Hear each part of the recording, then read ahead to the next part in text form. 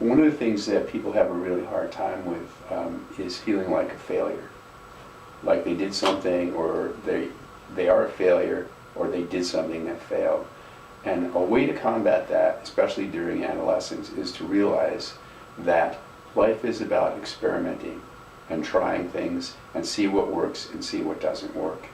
And not to be too hard on yourself when things don't work out perfectly.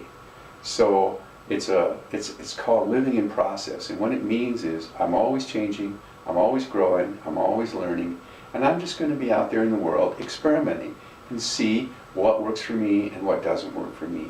How I can navigate in a really great way, or does that work or doesn't that work? And the idea of having an experimental attitude where there is no such thing as failure.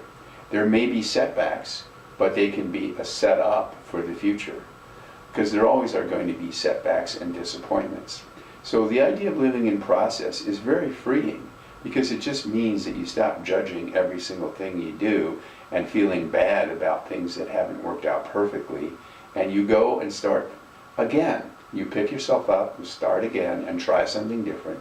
And as you keep doing that, as anyone keeps doing that, they learn a whole lot about themselves, they learn a lot about the world, they learn a lot about what works and what doesn't work for them in their particular situation.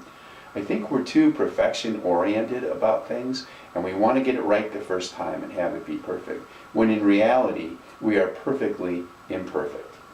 We are meant to learn from the good things and the hard things and the tough things and the challenges and the disappointments and the setbacks and the losses and the betrayals and all of those things which seem really negative and can end up being learning opportunities to do something more worthwhile, better in the future. So everything is a learning opportunity. And there is no failure, there are no mistakes, there's just, you try it, you see what works, you learn from it, and then you try something different, or you try it in a different way, and life is simpler and less negative than a lot of people live.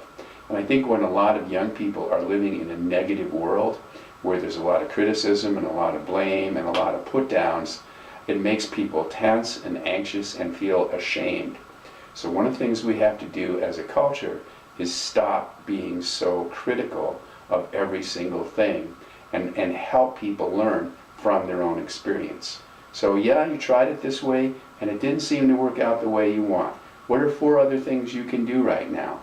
And guide and support people as they grow and change and experiment in the world. That doesn't mean you try incredibly risky and horrible things. It means you basically try the things that are relatively safe, but you try them in new ways, and you explore and get out of your comfort zone.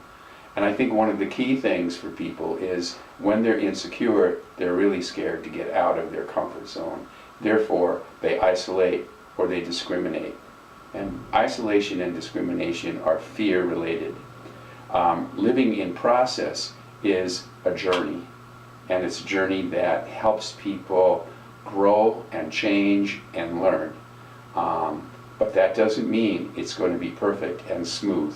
It's going to be bumpy and challenging, but the key thing is when you fall down or when things don't work perfectly for you, you sit back, you get support, you get help, and you get guidance to try a little different next time.